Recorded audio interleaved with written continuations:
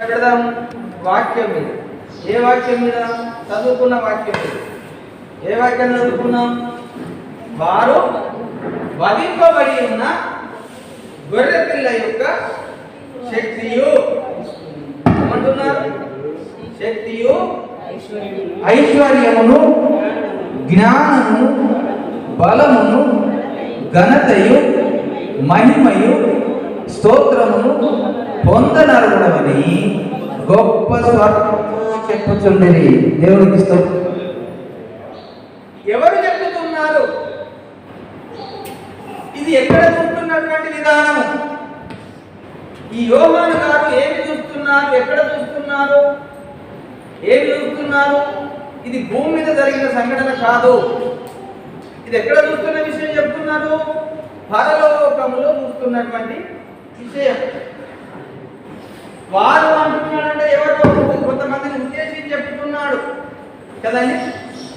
ఆ కొంతమంది అక్కడ ఉన్నటువంటి వారు పలుకుతున్నటువంటి మాటలు తెలియజేస్తున్నారు. వారు అంటున్నారంటే ఎవరో ఒకరు అక్కడ ఉండాలి. పరలోకంలో ఎవరు ఉన్నారు? పరలోకంలో ఉన్నవారు మనుషులు ఉన్నారా? ఇంకా పరలోకానికి ఏ మనుషుడు కూడా వెళ్ళలేదు. మరి అక్కడ ఉన్నవారెవరు? చెబుతున్నవారెవరు అంటే దానికి నీతి వచనం చదివితే అక్కడ మనకు కనబడుతుంది. 11వ వచనంలో, మరియు నేను చూడగా సింహాసనమును జీవులను పెద్దలను ఆవరించి ఉన్న అనేక దూతల స్వరము వినబడెను. వారి లెక్క కోట్ల కొలదిగా ఉన్నదట. ఎవరికి అక్కడ అంటున్నారు? ఎవరు ఇప్పుడు అర్థం చేసుకున్నారు? 12వ వచనంలో చెప్తున్న మాట ప్రకారం చెప్తున్నది ఎవరంటే దూతల స్వరము అన్నాడు కదండి. ఏ దూతలు? పరలోకంలో ఉండేవి దేవదూతలు. వారు ఎంతమంది ఉన్నారు? వారి లెక్క కోట్ల కొద్ది ఉన్నారు. ఎన్ని కోట్లు అని లెక్క లేదు, కానీ కొన్ని కోట్ల దేవదూతలు పరలోకంలో ఉన్నారు. ఆ పరలోకంలో ఉన్నటువంటి కోట్ల కొద్ది దేవదూతలు ఎవరి గురించి చెబుతున్నారు? గొర్రె పిల్ల యొక్క గురించి చెబుతున్నారు. మరి పరలోకంలో గొర్రె పిల్ల ఉండడం ఏంది? గొర్రెలు పరలోకంలో ఉంటాయా? ఆ గొర్రె పిల్ల యొక్క శక్తియు బలమును జ్ఞానమును ఇంకేం చెప్తున్నాడు? ఐశ్వర్యమును ఘనతయు స్తోత్రమును పొందనరుడవని గొప్ప స్వరంతో చెప్తున్నాడు. అంటే పరలోకంలో ఒక గొర్రె పిల్లని చూపించుకుంటూ ఆ గొర్రె పిల్లకు ఈ దేవదూతలు చెప్పడం ఏంటండి? పరలోకంలో గొర్రెలు ఉంటాయా? పరలోకంలో దేవుడి సింహాసనము, దేవదూతలు ఉన్నారని చెప్తున్నాడు. 24 పెద్దలు ఉన్నారు, 4 జీవులు ఉన్నారు కదండి. కనుక మరి వీరందరూ గొర్రె పిల్ల ఎందుకు వచ్చింది? ఆలోచన చేస్తే యేసయ్య ఈ భూమి మీదకి రాకముందు పరలోకంలో ఆయనకున్న పేరేంటి కదా? గొర్రె పిల్లగానే అంటున్నారు అక్కడ. ఈ గొర్రె పిల్లని ఈ అధ్యాయంలో చాలా సందర్భాలు రాయబడ్డది. 6వ అధ్యాయం మొదటి వచనంలో చూడండి. 6వ అధ్యాయం మొదటి వచనం, ఆ గొర్రె పిల్ల విప్పినప్పుడు చూసిన గొర్రె పిల్ల మళ్ళీ అక్కడ ముద్ర ఇస్తుందండి. తర్వాత 14వ అధ్యాయం మొదటి వచనం, 14వ అధ్యాయం మొదటి వచనం, మరియు నేను చూడగా ఇదిగో ఆ గొర్రె పిల్ల సియోను మరియు ఆ గొర్రె పిల్ల సియోను మీద నిలువబడి ఉండెను. అంటే యేసయ్య ఈ భూమి మీదకి రాకముందు ఆ పరలోకంలో ఉన్నప్పుడు కూడా ఆయనకు గొర్రె పిల్ల అనే పేరుతో ఉన్నది. ఎందుకంటున్నారు గొర్రె పిల్ల అని? ఆయన దేవుని యొక్క కుమారుడే కదా, దేవుని యొక్క తత్వమే కదా. మరి ఎందుకైనా గొర్రె పిల్లగా అంటున్నాడు? కనుక మీరు చదవండి ఇక్కడ దీంట్లో 5వ అధ్యాయంలో మరింత మాట్లాడుతున్నాను. నా 6వ వచనం,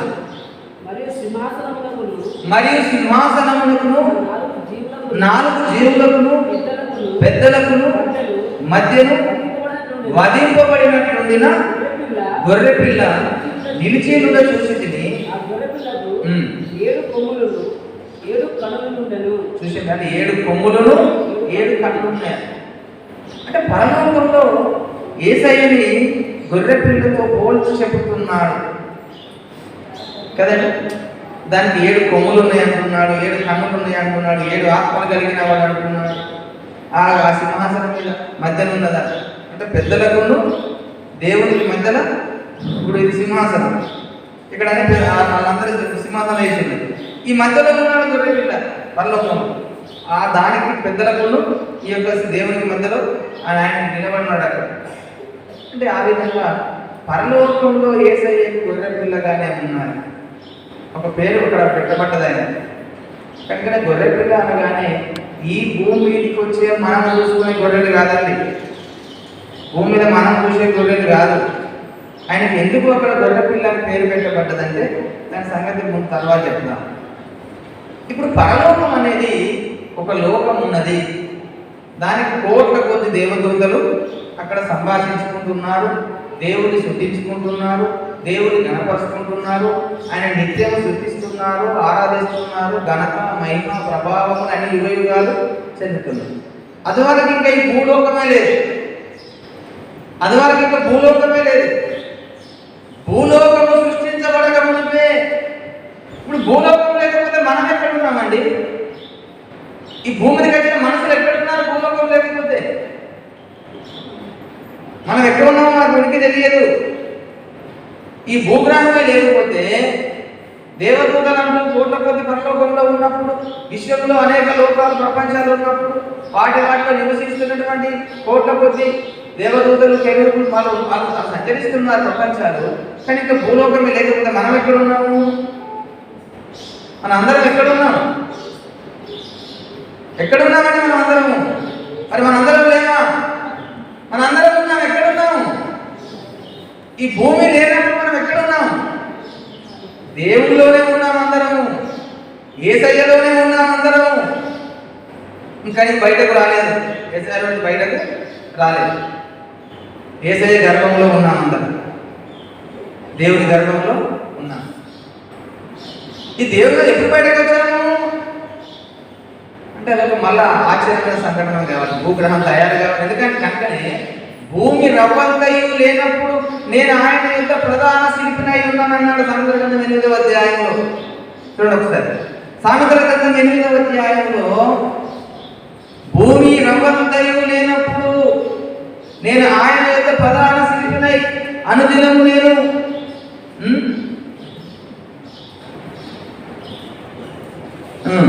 23వ వచనం, సామెతల గ్రంథం 8:23. అనాది కాలం మొదటి నుండి భూమి ఉత్పత్తి అయిన కాలమునకు పూర్వము నేను నియమించబడితిని.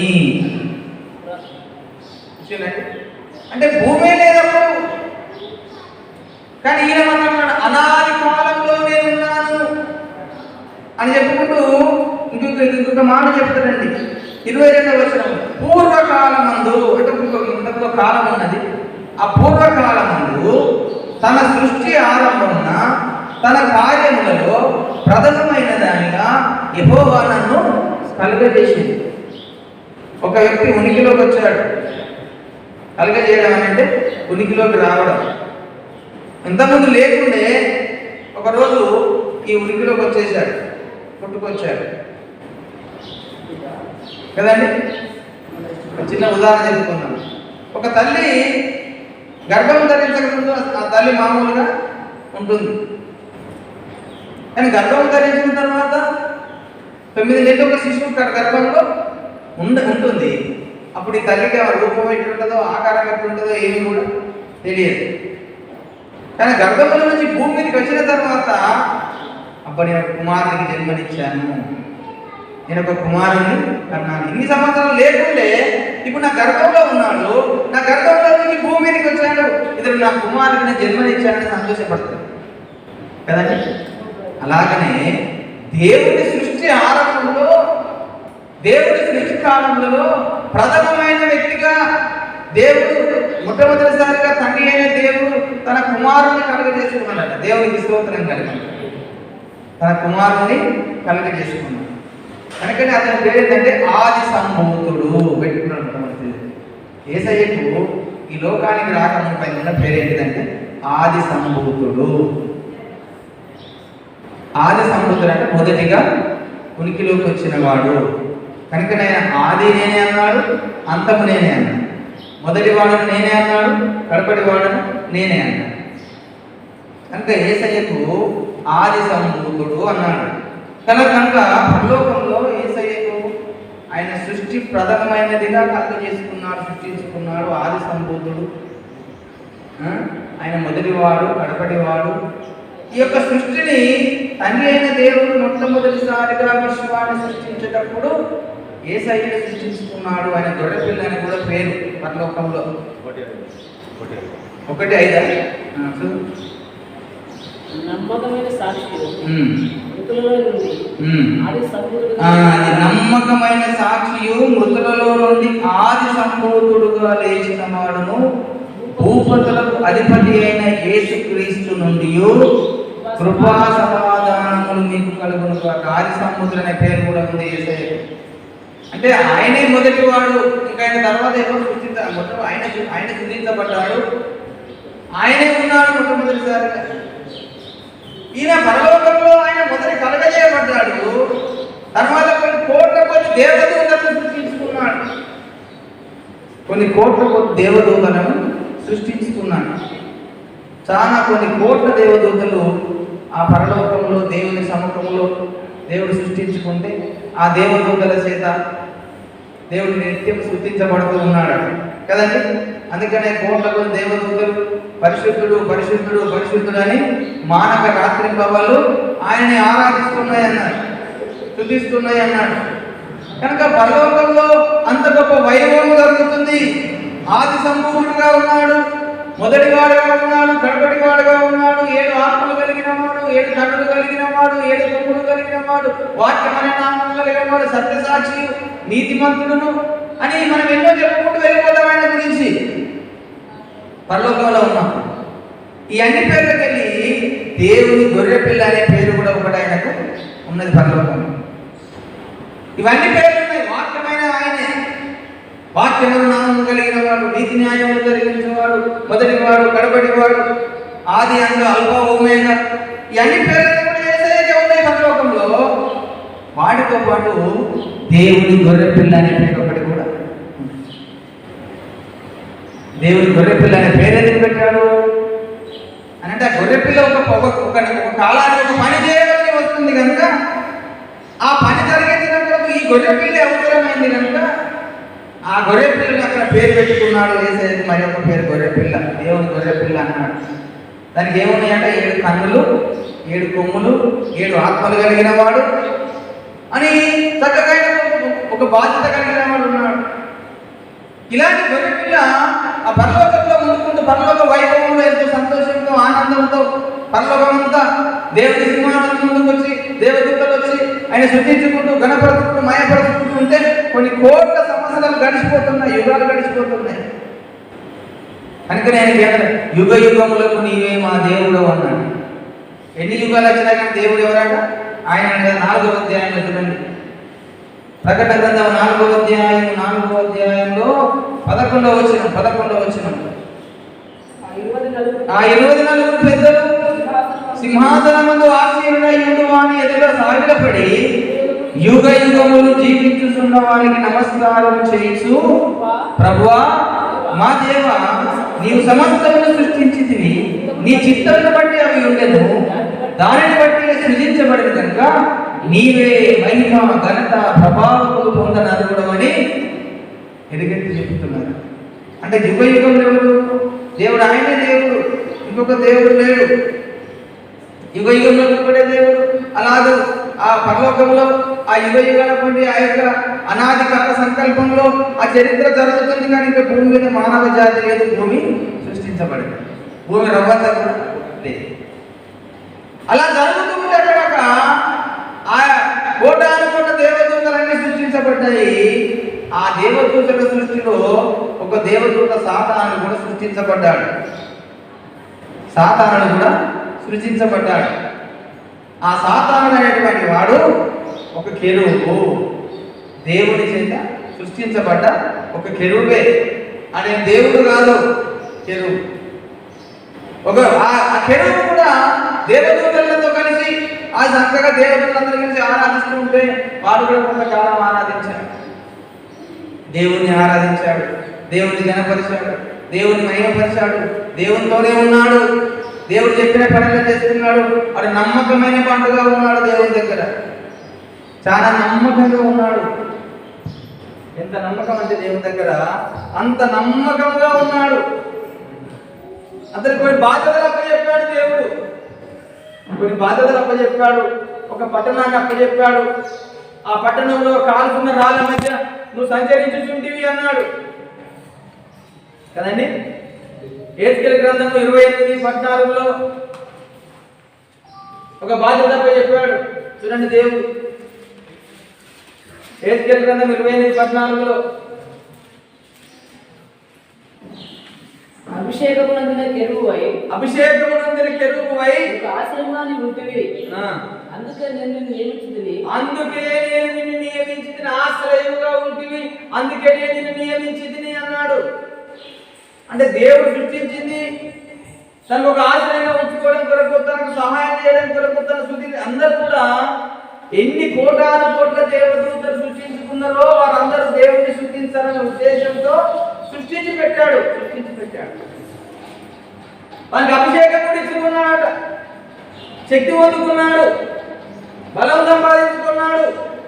దేవుడి దృష్టికి దేవుని దగ్గర ఉండుకుంటూ, దేవుని కనపరుచుకుంటూ, మయపరుచుకుంటూ అట్లా యుగయుగాల చరిత్ర గడుస్తుంది.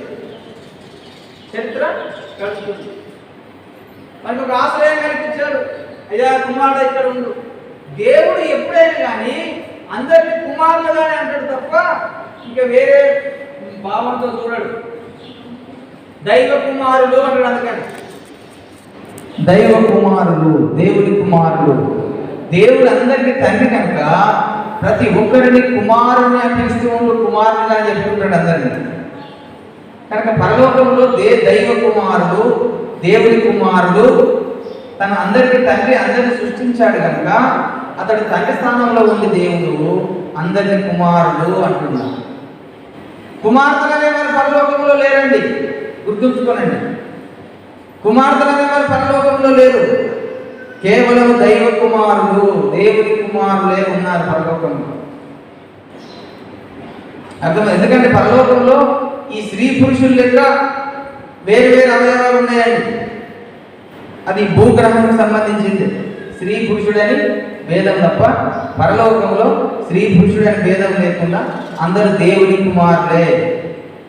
ఏందయ్యా నువ్వేలా చెప్పుకున్నాం, మరి పరలోకంలో మనం భార్య పోతాం కదా అన్నప్పుడు ఫీలింగ్ కదా అనుకుంటున్నాను. నేను చెప్పడం కాదు, దేవుడు వాక్యం చెప్తున్నాను. మత్తయి సువార్త 22వ అధ్యాయంలో యేసయ్య ఒక మాట చెప్పాడు. చూడండి, మత్తయి సువార్త 22వ అధ్యాయంలో యేసయ్య ఒక మాట చెప్పాడు. అందరు తీయండి. మత్తయి సువార్త 22వ అధ్యాయంలో కొందరు వచ్చి ఒక విషయం వచ్చి యేసయ్యని అడుగుతారు. అయ్యా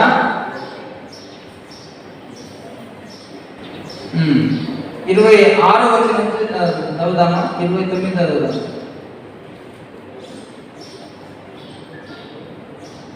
30వ వచనం చదువు. ఈ ఎంత సంభాషణ ఉంటుంది. పునరుత్థానమందు ఎవరు పెళ్లి చేసుకున్నారు, పెళ్లికి ఇవ్వబడరు, వారు పరలోకమందున్న దూతల వలె ఉందురు. చూసిందండి. అంటే అక్కడ సంభాషణ ఏమవుతుంది? ఒక స్త్రీ ఉండేను, ఆ స్త్రీ ఒక పిల్లలు లేక ఇంకొక స్త్రీ చేసుకున్నాడు మన సహోదరుడు, ఆమెకు పిల్లలు లేరు, అలాగే 7 చేసుకున్నారు. ఆ 7 చనిపోయారు, చివరి స్త్రీ చనిపోయింది. కనుక పునరుత్థానమందు ఈమె ఎవరికి భార్య ఉంటుంది అని అన్నాడు. అక్కడ ఏం చెబుతున్నాడు? పునరుత్థానమందు ఆమె ఎవరికి భార్య ఉండదు బాబు, దేవదూతలుగా ఉంటాడు అన్నాడు. అంటే దేవదూతలకు స్త్రీనా పురుషులకు పెట్టి చూస్తే అక్కడ ఏ ఆకారాలు ఉంటాయా?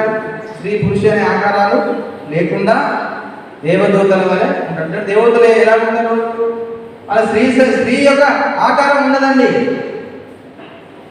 కనుక పరలోకంలో దేవదూతలు అంటే ఇంకా వాళ్ళకి స్త్రీలింగం పురుషలింగం అనేది మన భూమి మీద నాకు ఉండదు. ఈ భూమి మీద మాత్రమే స్త్రీ పురుషుడు అనేది దేవుడు సృష్టించినప్పుడు ఈ రెండు జాతులను సృష్టించి ఈ భూమి మీద ఒక ఉత్పత్తి క్రమాన్ని భూమి మీదకి మానవ జాతి సృష్టించడం కొరకు అదొక సృష్టి తయారు చేశాడు. స్త్రీ ఈ విధంగా ఉండాలి, పురుషుడు ఈ విధంగా ఉండాలి అని ఒక సృష్టి ఆకారాన్ని చేసి ఈ భూమి మీదనే ఈ యొక్క శరీరానికి అవయవాలు వేరువేరుగా సృష్టించారు. కానీ పరలోకంలో స్త్రీ పురుషుడు అనేది ఉండకుండా దేవదూతల వలె ఉంటారు అన్నాడు. దైవ కుమారులు దేవదూతలు. ఆ పరలోకపు ఆ సృష్టి వేరు, ఆ దేహం వేరు, ఆ దేహ మహిమ వేరు. రక్త మాంసములు గల దేహం ఉండదు అక్కడ. రక్త మాంసం గల దేహం ఉండదు. ఈ భూమి మీదనే ఈ దేహానికి రక్త మాంసం గల దేహం ఇది కదా. అందుకనే పౌలు చెబుతాడు మొదటి కొరింథీ పత్రిక 15వ అధ్యాయంలో 50వ వచనం అనుకుంటా, చూడండి ఒకసారి. మొదటి కొరింథీ పత్రిక 15వ అధ్యాయం 50వ వచనం అనుకుంటా.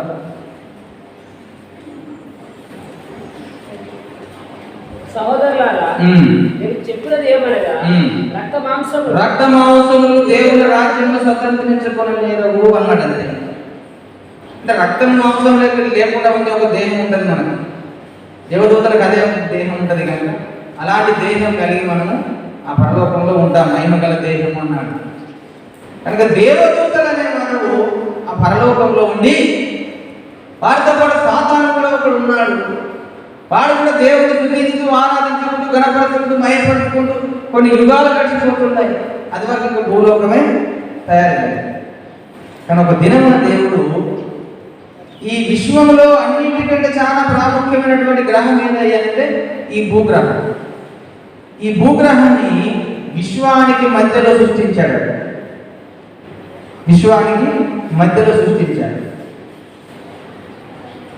ఇది భూగ్రహం అనేది విశ్వానికి మధ్యలో ఉన్న గ్రహం. ఈ భూమి మీద మాత్రమే మానవ జాతి ఉన్నారు. ఆ కోటాను కోట దేవదూతలందరూ దేవుని ఆరాధించుకుంటూ గణపరుచుకుంటూ మహిమపరుచుకుంటూ ఈ గొర్రె పిల్ల కూడా దేవుని సముఖంలో వండుకుంటూ ఆయన కూడా ఉంటూ ఒకసారి ఈ సాతాను డబ్బు వచ్చేసింది. అయ్యా, నన్ను కూడా నువ్వు ఈ శక్తులు బాగా ఉంచుకుంటున్నావు, అభిషేకించుకుంటున్నావు కదా, నేను కూడా నీ కుమారునే కదా, మరి నీ పక్కన నన్ను కూర్చుండ పెట్టుకుంటావా అని అనుకున్నాడు. ఒకరోజు నీ పక్కన నన్ను కూర్చుండ పెట్టుకుంటావా అని అంటే అప్పుడు చెప్పాడంటే దేవుడు, నా కుమారుడు నా పక్కలో కూర్చొని నీకు అర్హత లేదు, కానీ నాకంటూ ఒక సొంత కుమారుడు ఉన్నాడు, ఆ కుమారుడికి మాత్రమే ఈ సింహాసనం మీద కూర్చునే అర్హత ఉన్నది అన్నాడు పరలోకంలో దేవుడు. అప్పుడు వారి కోపం వచ్చేసింది. అరే, నేను ఇన్ని కోటాను కోట్ల సంవత్సరాల నుంచి నీకు ఎంతో సేవ చేశాను, నేను నీకు ఎంతో పని చేశాను, నువ్వు చెప్పిందలా చేసుకుంటూ వెళ్ళాను, నేను ఎంతగానో నీకు నాకు చాలా ధనం ఉన్నది, నాకు చాలా ఐశ్వర్యం ఉన్నది, నాకు చాలా జ్ఞానం ఉన్నది కదా, నీ సింహాసనం మీద కూర్చున్నప్పుడు ఈ దేవదూతలందరూ నాకు వచ్చి నీ దగ్గర ఆరాధన చేయాలి, నన్ను కూడా ఘనపరచాలి, మహిమపరచాలని వాళ్ళు ఒక చెడ్డ ఆలోచన కలిగింది, కోరిక కలిగింది. వాడు సృజించబడిన వాడు దేవుడితో సమానం అవుతాడండి. అయితే ఎవరన్నా సృజించబడ్డవాడు దేవుడితో సమానం అవుతాడా? కాదు. కనుక సృజించబడాలి దేవుడితో సమానం కావాలంటే ఆయనలో నుంచి ఆయనలో ఉన్నప్పుడు చూసి ఆయనతో సమానంలో కూడా ఉన్నాడు. ఆయనకు మాత్రమే అర్హత. చిన్న ఉదాహరణ చెప్తున్నాను. ఒక స్త్రీ పురుషుడు ఒక కుటుంబం ఉన్నదనుకోండి. ఆ కుటుంబంకి పిల్లలు లేకుండా ఉన్నారు కొంతకాలం. ఆ పిల్లలు లేకుండా ఉన్న సందర్భంలో ఒక కాడికి వెళ్ళి, అయ్యో పిల్లలు ఒక అనాథాశ్రమం పిల్లగాన్ని తెచ్చి పెంచుకుంటున్నారు. కొంతకాలం వల్ల ఆళ్ళ పనులు చూసుకుంటూ పెరుగుతున్నాడు. కానీ కొంతకాలానికి మళ్ళీ వారి సొంత గర్భం నుంచి ఒక కుమారుడు పుట్టాడు.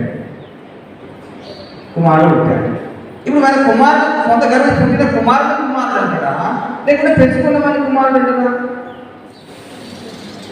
ఎవరు కుమారుడు? పుట్టిన వాళ్ళ కుమారుడు అంటారు తప్ప, కానీ పెంచుకున్న వారి కుమారుడు అంటారా? అనలేదు. కన్న వ్యక్తిని వీడు నా రక్తం ఉంచుకొని పుట్టాడా అని చెప్పుకుంటావు. కన్నాను అంటాడు. కానీ ఆ పెంచుకుంటూ నేను కట్టను అంటాడా? అని అంటాం మనం, పెంచుకుంటున్నా అంటాను. అలాగనే పరలోకంలో కూడా ఈ యొక్క కుమారుని సృజించుకొని అందరి చేత ఆరాధన చెల్లించుకుంటూ పెంచుకునే కుమారులు ఉన్నారు దేవదూతలు. అలాగనే తనకుండా ఒక సొంత కుమారుని కన్నవాడు కూడా ఉన్నాడు. దేవుని స్తోత్రం కలుగుతుంది. ఇది ఎబ్రీ పత్రిక 1వ అధ్యాయంలో చూడండి. హృదయం ఎబ్రీ పత్రిక 1వ అధ్యాయం చూడండి. ఎబ్రీ పత్రిక 1వ అధ్యాయంలో చూసారండి 5వ వచనం. ఏలయనగా నీవు నా కుమారుడవు,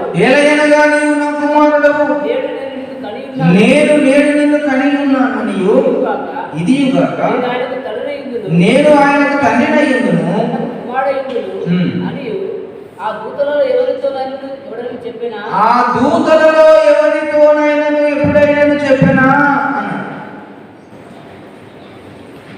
నీవు నా కుమారుడకు నేను నిన్ను కని ఉన్నానని ఆ దూతలతో ఎప్పుడైనా చెప్పాడా అని చెప్పుకుంటూ ఆ కింద చెప్పుతున్నాడు చూడబాబు.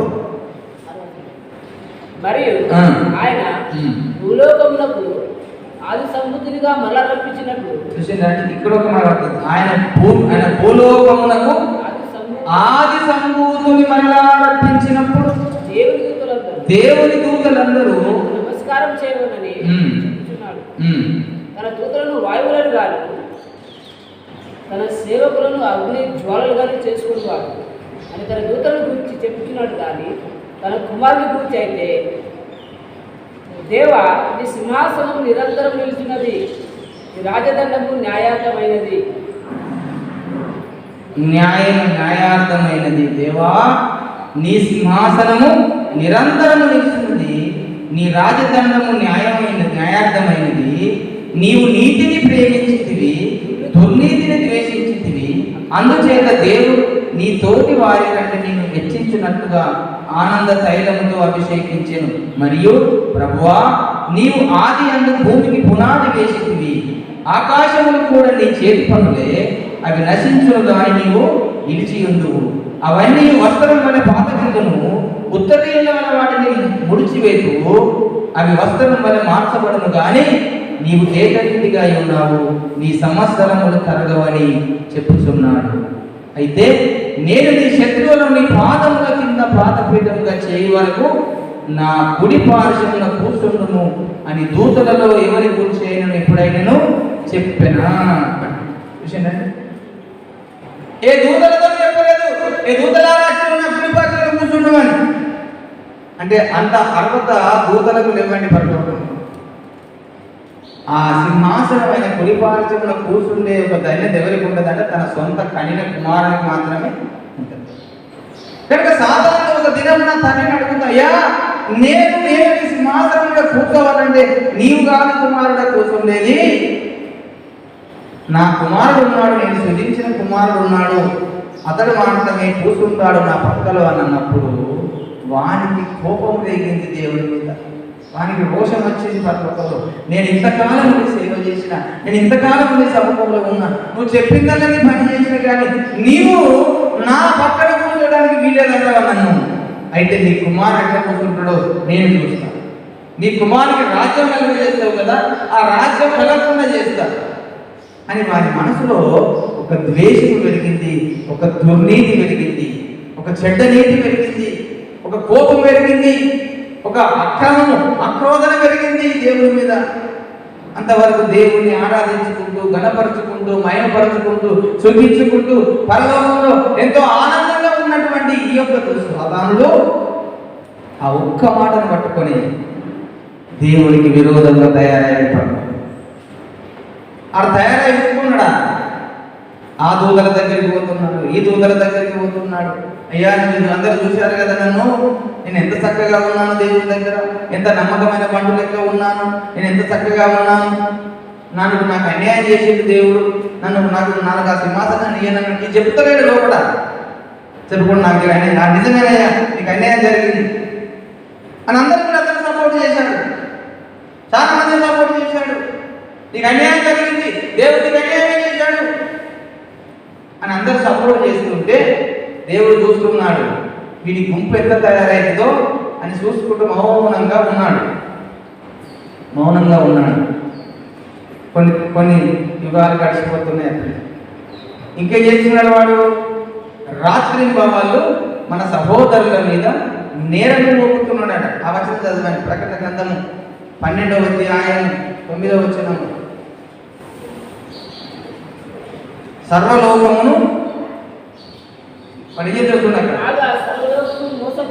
కాగా సర్వలోకమును మోసపుచ్చుచు అపవాది అని సాతానని పేరు గల మహాగణ సర్పము పడదోయబడింది. అది భూమి మీద పడదోయబడను అన్నాడు. దాని దూతలు దానితో కూడా పడదోయబడ్డాడు.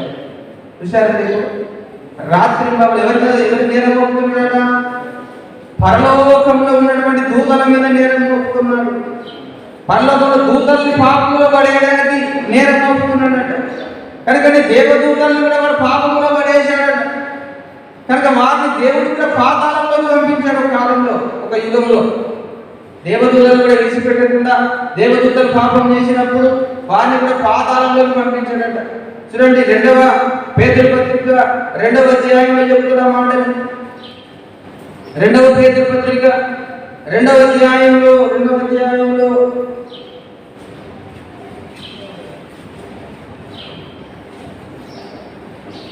చూసిన చేయండి.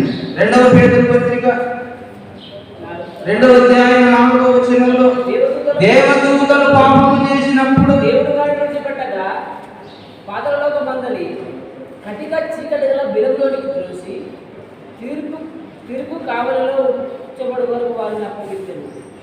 తీర్పు కావలిగా వారికి కూడా తీర్పు తీర్చేంత వరకు కావలిలో ఉంచాడట. దేవదూతల్ని కూడా పాపంలో పడేశాడు వీడు. తనకు గుంపు తయారు చేసుకున్నాడు. అలా జరుగుతుంది, పరలోకంలో జరుగుతుంది. అప్పుడు దేవుడు అనుకున్నాడు, అరే వీడు నేను దేవదూతల్ని చెప్తే వీడిని పాపంలో పడేస్తున్నాను. ఇన్ని కోటాను సంవత్సరాల నుంచి అనేక వాడికి విరోధంగా లేపుకుంటున్నాడు. దేవదూతలందరినీ సృష్టించిన నా కుటుంబాన్ని పాడు చేస్తున్నాడు.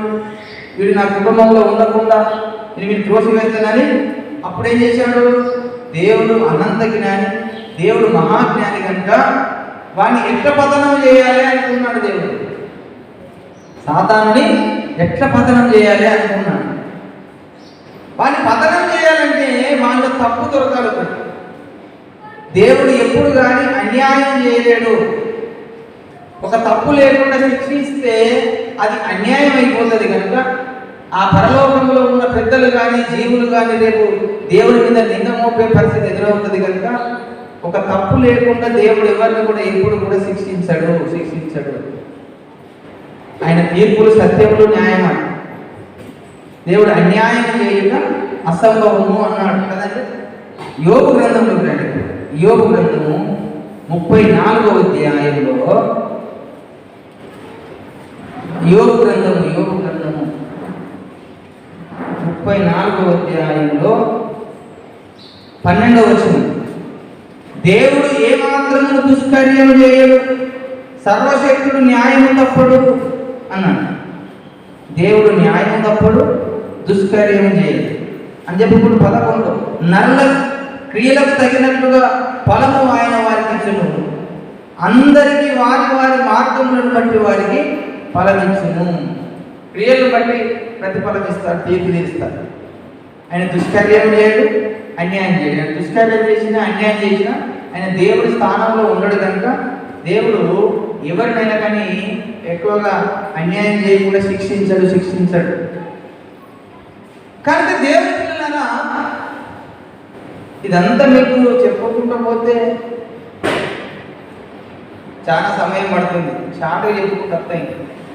ఇది మహత్తరమైనటువంటి ఒక సన్నివేశం. కనుక దేవుని పిల్లలు గమనించండి, దుష్కార్యం చేయడం, అన్యాయం చేయడం దేవుడు కనుక ఈ సాతానుడేమో ప్రజలందరినీ మోసం చేసుకుంటూ దేవదూతల్ని పాపంలో పడేశాడు. ఆయన పాతాళంలోకి తీసుకెళ్ళడానికి వీళ్ళు అంటాడు. కనుక వీడిని ఎలా పతనం చేయాలి, వీడిని ఎలా నాశనం చేయాలి, వీడు ఎప్పుడు ఇక్కడ ఉండకుండా వీడిని పతనం చేయాలి అనుకుని దేవుడు ఈ యొక్క భూగ్రహాన్ని తయారు చేశాడు, సృష్టించాడు, భూమిని సృష్టించాడు. వీరి పతనం భూమి మీదనే కావాలి. ఎందుకు భూగ్రహం ఎక్కడ అంటే విశ్వానికి మధ్యలో ఇది భూగ్రహం అనేది విశ్వానికి మధ్యలో ఉన్నటువంటి భూగ్రహం. ఇప్పుడు విశ్వాన్ని మనం అంతా చూసుకుంటూ వెళ్ళిపోతే లెక్కేసుకుంటే విశ్వం మధ్యలో వస్తుందన్న భూగ్రహం. ఇప్పుడు మనకు కదా ఎలాగైతే భూమికి మధ్యలో భూమధ్యపురం ఒకటి ఉన్నట్టుగా, యెరూషలేము భూమికి మధ్యలో ఉన్నట్టుగా, భూమధ్యరేఖ మధ్యలో ఉన్నట్టుగా మన ఈ భూగ్రహం మధ్యలో ఏమున్నది మనకు? భూమధ్యరేఖ, కర్కట రేఖ, మకరరేఖలు ఉన్నట్టుగా ఆ భూమధ్యపురము అంటే యెరూషలేము వర్తిస్తున్నట్టుగా విశ్వానికి సెంటర్ పాయింట్ ఈ భూగ్రహం. ప్రపంచానికి మధ్యలో ఉండేది భూగ్రహం. కనుక ఈ భూగ్రహాన్ని నేను సృష్టించుతా, దాని మీద మానవ జాతి సృష్టిస్తా అనుకున్నాడు. ఇది సృజించకుండా ముందే చెప్పాడు. అందుకని మనం ఈ భూగ్రహం మీదకి లేకమునిపే, భూమి లేకమునిపే మన దాని దేవునికి కుమారులు కావాలని దేవుని చేయించుకున్నాడు. కొలస్సీ 1:4 సారీ ఎఫెసీ 1:4 చెప్తాడు. ఎఫెసీ పత్రిక 1:4 చెప్తాడు. చూడండి ఒకసారి. ఎఫెసీ పత్రిక 1:4 ఎట్లనగా మన ప్రియుని యందు తాను ఉచితముగా మనకు అనుగ్రహించిన తన కృపా మహిమకు కీర్తి కలిగినట్లు తన చిత్త ప్రకారమైన దయాసాధ్యం చెప్పున యేసుక్రీస్తు ద్వారా తనకు కుమారునిగా స్వీకరించుటకై మనల్ని ముందుగా తన కోసం నిర్ణయించుకొని మనము తన ఎదుట పరిశుద్ధులను నిర్దోషములు ఉండవాలని జగత్తు పునాదులు వేయబడక ముందుకే ప్రేమ చేత ఆయన క్రీస్తులో మనలను ఏర్పరచుకునేను. దేవునికి స్తోత్రం. ఎప్పుడు నువ్వు ఏర్పాటులో ఉన్నావు? ఈ భూమి సృష్టించబడిన తర్వాతన. ఈ భూమి లేదు అంతవరకు, ఇంకా ఈ ఆకాశం లేదు, భూమి లేదు, ఈ పంచభూతాలు లేని కాలంలో దేవుని యొక్క ఏర్పాటులో ఉన్నాం మనం అందరము. యేసుక్రీస్తుకు కుమారులు కావాలట. యేసుక్రీస్తు ఒక రాజ్యం కావాలి, ఆ రాజ్య నివాసులు కావాలి. దాని కొరకే ఈ భూగ్రహాన్ని దేవుడు ఏర్పాటు చేశాడు. ఈ భూగ్రహం మీద మానవ జాతిని సృష్టించాలని దేవుడు అనుకున్నాడు. అది సాతానుడు చెప్పాడు, కుమారుడా ఇదిగో నేను కొంతకాలానికి ఇంకో కొత్త గ్రహాన్ని సృష్టించబోతున్నాను, ఆ కొత్త గ్రహం మీద మానవ జాతిని నేను సృష్టించబోతున్నాను అనేది యేసయ్యకు తెలుసు, సాతాను కూడా తెలుసు. చెప్పాడు దేవుడు ముందే. కనుక సృష్టించవా తండ్రి అనుకున్నాడు. ఎందుకోసము? ఏం లేదు కుమారుడా, ఆ భూగ్రహంలో నుంచి ఈ యొక్క నా కుమారుడైనటువంటి ఈయనకు ఒక రాజ్యం కావాలి, కుమారులు కావాలి, తన గణపరచడం కొరకు, మహిమపరచడం కొరకు కుమారులు కావాలని నేను అనుకుంటున్న కుమారుడు. అంటే సరే మంచి తండ్రి అనుకున్నాడు. అప్పుడు చెప్పాడు, లోపల పెట్టుకుని బయట కూడా మాట్లాడుతున్నాడు. కనుక నేను భూమికి పునాది వేసినప్పుడు, ఇప్పుడు నన్ను యోబు గ్రంథము 38వ అధ్యాయం 7వ వచనము, భూమికి పునాది వేసినప్పుడు దేవదూతలందరూ వచ్చి సంతోషించి ఆనందించారట. ఉదయ నక్షత్రములు ఏకంగా కూడి పాడినప్పుడు దేవదూతలందరూ ఆనందించి జయధ్వనులు చేసినప్పుడు దాని మూలరాతిని వేసిన వాడు ఎవడు? సముద్రము దాన్ని గర్భ మూలరాతిని 5వ వచనం 4వ వచనం, నేను భూమికి పునాది వేసినప్పుడు నువ్వు ఎక్కడున్నావు అని ఫస్ట్ 4వ వచనం అనుకుంటుంది. నేను భూమికి పునాదులు వేసినప్పుడు నీవెక్కడ నుండివి? నీ వివేకం కలిగినడలా చెప్పుము, నీకు తెలిసినడలా దాని పరిమాణమును నియమించిన వాడవడ చెప్పుము, దాని మూలరాతి కొలతెంతో చెప్పుము అని చెప్పుకుంటూ ఆయన భూమికి పునాది వేసినప్పుడు దేవదూతలందరూ సంతోషించి ఆనందించారు. ఇప్పుడు భూమికి పునాది వేయబడ్డది, భూమి వచ్చేసింది, భూమి తయారైపోయింది. భూమి మీద మొదటి మనుషుడు తయారు చేయబడ్డాడు. దేవుడు మట్టి తీసుకున్నాడు. ఇంకా ఏ గ్రహంలో చూసినా ఎక్కడ చూసే విషయంలో మట్టి దొరకదండి. కేవలం ఈ భూగ్రహం మీద మట్టి అనే పదార్థం దొరుకుతుంది. కనుక ఆ మట్టిని తీసుకొని ఆ మట్టితో ఒక బొమ్మ ఆకారం చేశాడు ఆదాము చేసేటప్పుడు కదండి. నేల మట్టితో నుంచి నరుణ్ణి నిర్మించి, ఆదికాండము 2వ అధ్యాయం 7వ వచనంలో నేల మట్టితో నరుణ్ణి నిర్మించి వాని నాసికారంధ్రములలో జీవవాయువు ఉండగా నరుడు జీవాత్మ అయింది. ఇప్పుడు ఏమొచ్చింది? భూగ్రహం వచ్చేసింది. భూమి మీద మనుషులు కూడా సృష్టించబడ్డాడు. కొంతకాలం ఉన్నాడు, ఆ తర్వాత ఒంటరిగా ఉన్నాడు, బాధపడుతున్నాడు, నాకు జత లేదనుకున్నాడు, ఒంటరిగా ఎంతకాలం ఉండాలనుకుంటున్నాడు. ఆదాము ఎంత బాధపడ్డాడో పరలోకంలో యేసయ్య కూడా అలాగనే బాధపడుతున్నాడు. నాకంటూ ఒంటరిగానే ఉంటున్నాను, నాకంటూ జత లేదే అని. ఆ యేసయ్య కూడా జత చేయడం కొరకే ఈ భూగ్రహాన్ని సృష్టించాడు. ఈ భూగ్రహం మీద మానవ జాతిని సృష్టించాడు. మొదటి ఆదాము ఒకరిని బట్టి నుంచి కడపట ఆదాము కొన్నాడు. అందుకనే కడపట ఆదాము అనే పేరు యేసయ్యకు, మొదటి ఆదాము అనే పేరు మొదటి మనిషిని ఆదాము. కనుక ఇలాగూ ఈ భూగ్రహం చేసి ఈ భూగ్రహంలో నుంచి దేవుడికి కుమారులు కావాలని దేవుడి ఉద్దేశం అయితే సాతానుడు అక్కడ కుట్ర చేశాడు. ఓహో, నీవు నాకు ఇక్కడ సింహాసనం ఇవ్వలేదు, నాకు రాజ్యం ఇవ్వలేదు, కానీ నీ కుమారుడు ఒక రాజ్యాన్ని తయారు కావాలని కొరకు నువ్వు భూమి మీద మానవ జాతిని సృష్టిస్తావా?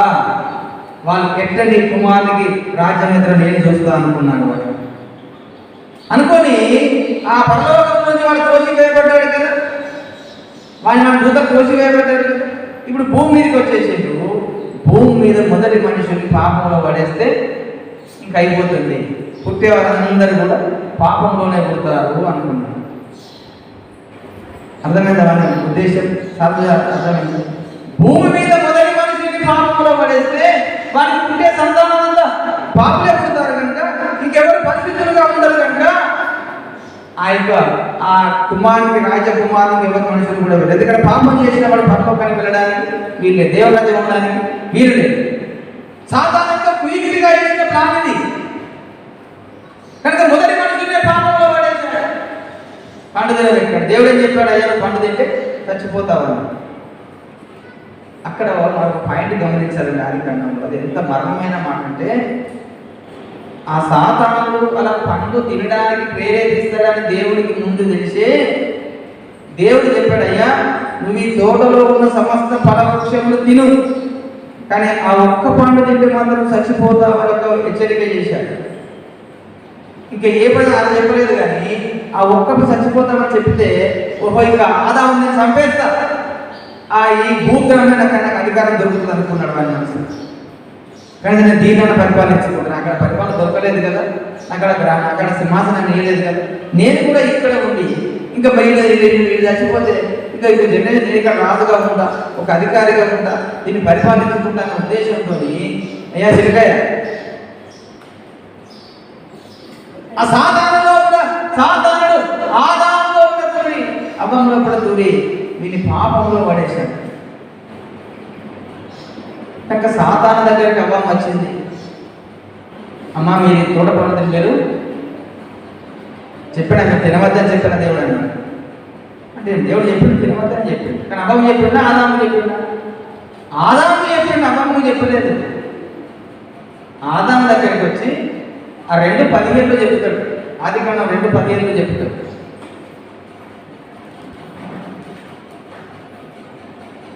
ఆదికాండం 2:15లో మీరు ఈ తోట చెట్లలో ఉన్న ఫలములు నిరభ్యంతరముగా తినవచ్చును, కానీ తోట మధ్యలో ఉన్న ఫలములను మీరు ముట్టకూడదనియు తినకూడదనియు, ఒకవేళ తినని చచ్చిపోయి చెప్పారు కదా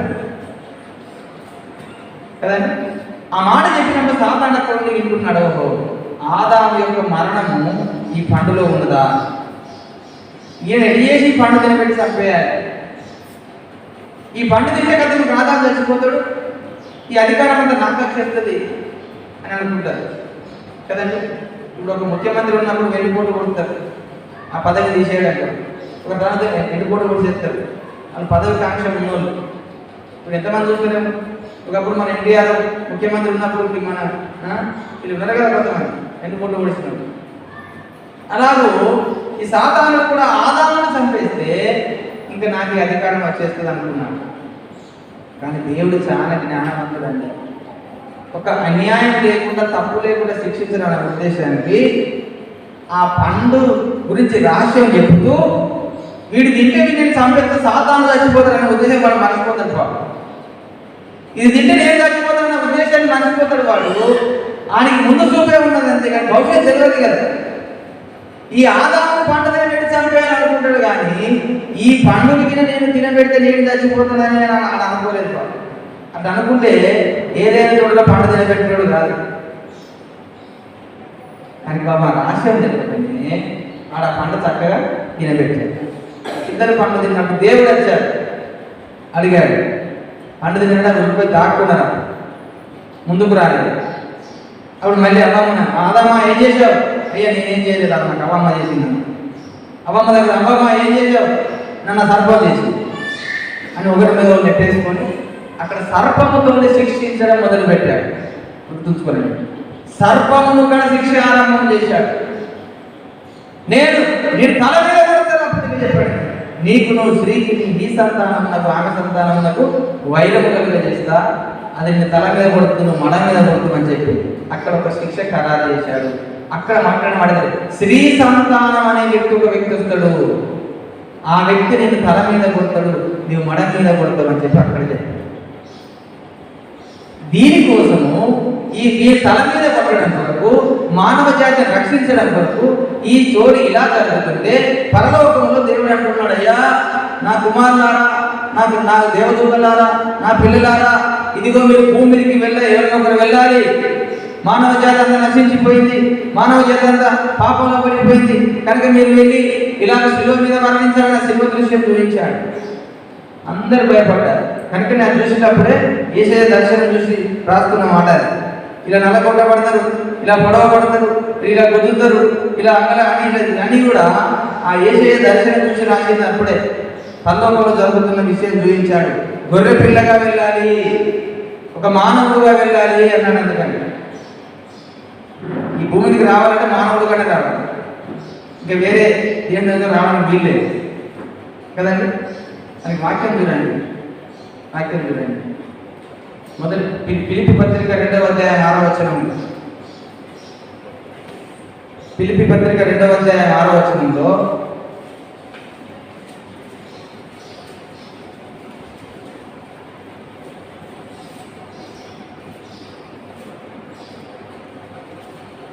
ఆయన దేవుని స్వరూపం కలిగిన వాడై ఉండి, ఆయన దేవుని స్వరూపం కలిగిన వాడై ఉండి దేవునితో సమానంగా ఉండుట విడిచిపెట్టకూడని బాధ్యతను ఎంచుకోలేదు కానీ మనుషుల పోలికగా పుట్టి దాసుని స్వరూపం ధరించుకొని తన్ను తానే రుచిగా చేసుకునేను. మరియు ఆయన ఆకారము మనుషులుగా కనబడి మరణం పొందినంతగా, అనగా శిలువ మరణం పొందినంతగా విధేయత చూపిన వాడై తన్ను తాను తగ్గించుకునేను. చూసిందండి, శిలువ మరణం పొందినంతగా విధేయత కలిగిన వాడై దాసుని స్వరూపం ధరించుకొని మనుషులుగా వచ్చినట్టు ఆకారమందు మనుషుడిగా కనబడ్డాడు, మనుషులుగా కనబడ్డాడు. దానికి కొలసి పత్రిక 1:13, కొలసి 1:13. ఆయన మనలను అంధకార సంబంధమైన అధికారంలో నుండి అధికారంలో నుండి విడుదల చేసి తాను ప్రేమించిన తన కుమారుని యొక్క రాజ్య నివాసులుగా చేశాడు. తన కుమారుని యొక్క రాజ్య నివాసులుగా చేశాడు. చూసిన అంధకార క్రియల నుండి విడిపించడం కొరకు వచ్చి కుమారునికి రాజ్య నివాసం. ఎఫెసీ పత్రిక, కొలసి పత్రిక 1:20.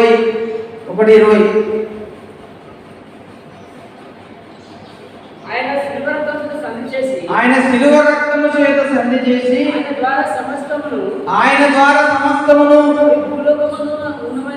భూలోకమందున్నమైనను పరలోకమందున్నమైనను వాటన్నింటినీ ఆయన ద్వారా సమాధానపరచుకోవడమని తండ్రి అభీష్టమైందట. దేవుడికి ఎవరిది అభీష్టం ఇష్టమో? తండ్రికే ఇష్టమైంది. నా కుమారుడా సంధి చేసుకోవాలి, భూమి మీదకి వెళ్ళాలి, మానవుడిగా వెళ్ళాలి, మానవ దేహం ధరించుకొని వెళ్ళాలి, రక్తమంతా ధరించుకొని వెళ్ళాలి, నీ రక్తమంతా భూమి మీద చిందించాలి, ఆ రక్తం దారపోసే నువ్వు ప్రజల్ని కొనుక్కోవాలి. ఎందుకంటే మొదటి మనుషులైన ఆదాము పాపాన్ని తీసుకొచ్చి పెట్టాడు కనుక ఆ పాపం నుంచి విడిపించబడాలంటే రక్తం అవసరమై ఉన్నది. ఆ రక్తం పరిశుద్ధ రక్తం కావాలి, గొర్రెలది మేకలది ఎడ్లది కాదు కానీ పరిశుద్ధ రక్తం కావాలి, పరమాత్మ రక్తం కావాలి. కనుక ఈ పరలోకం నుంచి గొర్రె పిల్లగా నువ్వు ఈ భూగ్రహానికి వెళ్ళు అని చెప్పి దేవుడే ఒక తీర్మానం చేసి ఆ యేసయ్య భూమి మీదకి పంపించాడు. అందుకనే యేసయ్య ఎబ్రీ పత్రిక 5:10 ఒక మాట చెప్తాడు. తండ్రి నీవు నాకు ఒక శరీరమును అమర్చితివి అన్నాడు. చదవండి మాటని. తండ్రి నీవు నాకు ఒక శరీరమును అమర్చితివి. 5వ ఎబ్రీ పత్రిక 10:5. కాబట్టి ఆయన ఈ లోకమందు ప్రవేశించినప్పుడు ఇలాగ చెప్పుచున్నాడు, బలియు అర్పణయు నీవు కోరలేదు కానీ శరీరమును అమర్చితివి. నాకు ఒక శరీరమును అమర్చితివి. చూసేయండి. అంటే శరీరము అమర్చుకొని శరీరం ధరించుకొని ఆయన ఈ లోకానికి వచ్చేసాడు. ఈ లోకానికి వచ్చినప్పుడు బాప్తీసం ఇచ్చి యోహాను అన్నమాట ఏంటి చెప్పండి. ఏసాయి చూసి ఏమన్నాడు? ఆయన బాప్తీసం దగ్గరికి వస్తుంటే, ఇదిగో లోక పాపమును మోసుకొని పోవు దేవుని గొర్రెపిల్ల. అక్కడ మనకి దేవునికి స్తోత్రం. అంటే యోహాను సువార్త 1వ అధ్యాయం 29వ వచనంలో, యోహాను సువార్త 1:29. మరునాడు యోహాను యేసు తన ఎదురు రాగా చూచి, ఇదిగో లోక పాపమును మోసుకొని పోవు దేవుని గొర్రె పిల్ల అన్నాడు. ఇప్పుడు పరలోకంలో గొర్రె పిల్ల కనబడ్డదండి. ఇప్పుడు భూమి మీద ఏం చెప్తున్నాడు యోహాను గారు? లోక పాపమును మోసుకొని పోవు దేవుని గొర్రె పిల్ల అన్నాడు. అంటే ఆ దేవుని దగ్గర ఉండే గొర్రె పిల్ల ఉన్నటువంటి ఆ గొర్రె పిల్లే ఇదిగో ఈ గొర్రె పిల్ల అని మనకు సాక్ష్యం చెప్పి చూపిస్తున్నాడు. ఈయన దేవుని గొర్రె పిల్ల.